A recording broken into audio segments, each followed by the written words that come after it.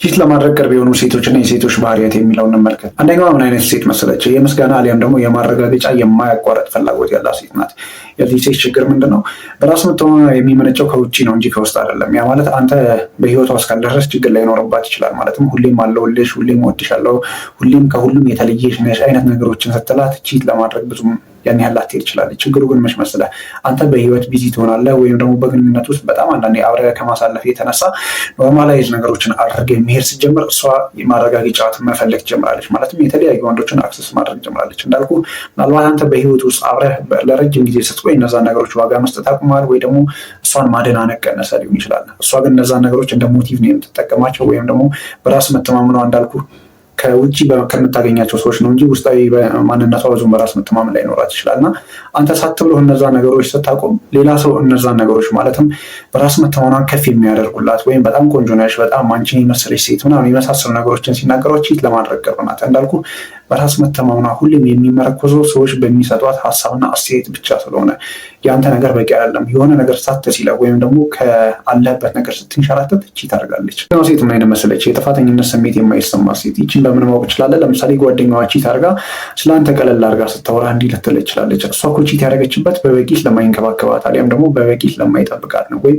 የሆነ ስሜት አጉድሎባት ነው ብላ በተደጋጋሚ የምትነግረህ ከሆነ ይቺ ሴት በጣም አደገኛ ናት። እንዳልኩ የጥፋተኝነት ስሜት ፈጽሞ የማይሰማት ናት። ያ ማለት አውሬ የሆነች ሴት ናት። ነገ እድሉን ካገኘች ቺት ታደርግብሃለች። ምክንያቱም ለእሷ በቂ ምክንያት ታዘጋጃለች። ቺት ያደረኩበት በዚህ ምክንያት ነው፣ ወይም ደግሞ ቺት ያደረኩት እንደዚህ ስለሆነ ነው የሚል አሳማኝ ምክንያት ወይም ደግሞ አሳማኝ ያልሆነ ምክንያት ልታቀርብልህ ትችላለች። ማለትም የጥፋተኝነት ስሜት ፈጽሞ አይሰማትም። ምናልባት እነዚህ የጥፋተኝነት ስሜት አለመሰማት በመጀመሪያ የግንኙነቶች አካባቢ እንደ ኳሊቲ ልታየው ትችላለህ። ጠንካራ ናት ምናምን ልትል ትችላለህ። ነገር ግን ዞሮ የሚመጣው አንተ ላይ ነው። እንዳልኩ ቺት ታደርግብሃለች ወይም ደግሞ ሌላ ሰው ጋር ትሄዳለች። ከዛ በኋላ ግን አሳማኝ የሚሆን አይሆን ሌላ ምክንያት ነው የምታቀርብልህ። የጥፋተኝነት ስሜት ፈጽሞ ስለማይሰማት። ሶስተኛው ምን አይነት ሴት መሰለች? የተደበቀ የህይወት ክፍሏን እንደ ፕሪንሲፕል ሁሌም የምታይ ከሆነ በጣም አደገኛ ሁኔታ ውስጥ ነህ። ህይወቷን ልክ እንደ ሚሳኤል ኮድ የምትደብቅብህ ከሆነ ከእሷ ጋር ልትዘልቅ አትችልም። ምክንያቱም እያንዳንዱ ነገር ፕሪንሲፕል ነው፣ ወይም ደግሞ ይህ እኮ ግላዊነት ነው ልትል ትችላለች። ለምሳሌ በግንኙነት ውስጥ ቀለል ያለ ይሄ ስልኳን ቼክ ልታደርግ ትችላለህ፣ ወይም ደግሞ ስልኳን ልታይ ይችላል። እነዚህ ነገሮች ከዝቅተኛ በራስ መተማመን እንደሚመጡ አውቃለሁ። ነገር ግን ደግሞ በግንኙነት ውስጥ ስትሆን ቀለል አድርገህ የምትተዋቸው ነገሮች እንደሆኑም ይገባኛል። የፍቅር አጋሪ ብለህ የያዝከው ወይም ደግሞ አብሮ ያለ ሰው ስልክን ቼክ ቢያደርግ ያን ያህል ላይደንቅ ይችላል። ምክንያቱም መብቱም አለው አይደል? እውነቱን ለማለት ነገር ግን እነዚህ አይነት ነገሮች እንዳልኩ ልክ እንደ ሚሳኤል ኮድ የምትደብቅ ከሆነ ከዛ በኋላ ደግሞ ይሄ የህይወት ፕሪንሲፕል ነው የህይወት ምዕራፍ ነው ምናምን እያለች የምታዘግ ከሆነ ቺት ለማድረግ ቅርብ ናት። ምክንያቱም የሆኑ የህይወቷን ክፍሎች ተደብቃለች፣ እንዳትጠይቃት ታደርግሃለች። ልክ እንደ ዘመናዊ ግንኙነት እንደምንለው አለ አይደለ?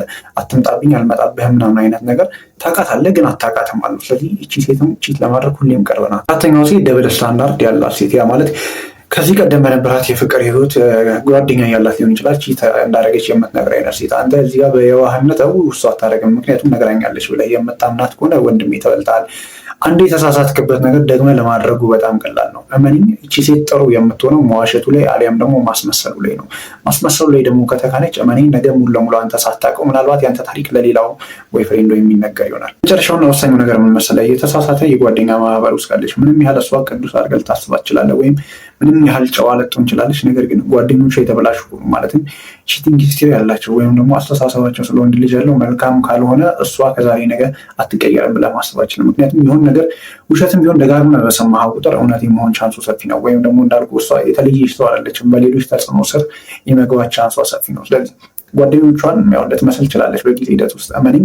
ጓደኞቿ መልካም ካልሆኑ ወይም ደግሞ ቺቲንግ ሂስትሪያቸው በጣም ከፍተኛ ከሆነ አንተም ከዛሬ ነገ ያው በረከቱ ይደርሰሃል ነው የምልህ።